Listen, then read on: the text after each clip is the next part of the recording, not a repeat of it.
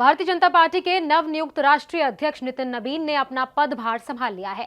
शपथ ग्रहण समारोह में प्रधानमंत्री नरेंद्र मोदी, गृह मंत्री अमित शाह, पूर्व अध्यक्ष जेपी नड्डा समेत पार्टी के कई वरिष्ठ नेता शामिल हुए।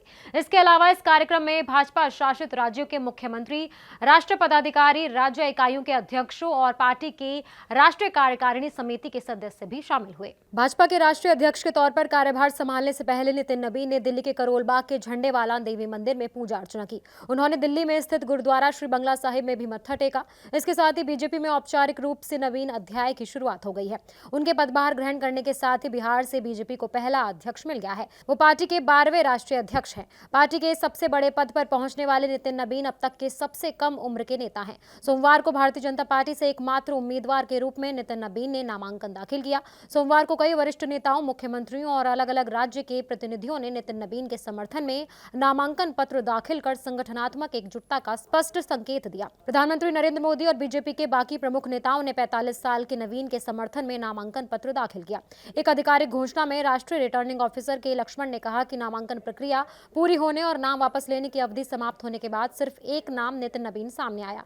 रिटर्निंग ऑफिसर ने पुष्टि की कि दोपहर 2 से 4 बजे के बीच नवीन के समर्थन में नामांकन पत्रों के 37 सेट प्राप्त हुए, जिनमें से सभी जांच के बाद वैध पाए गए।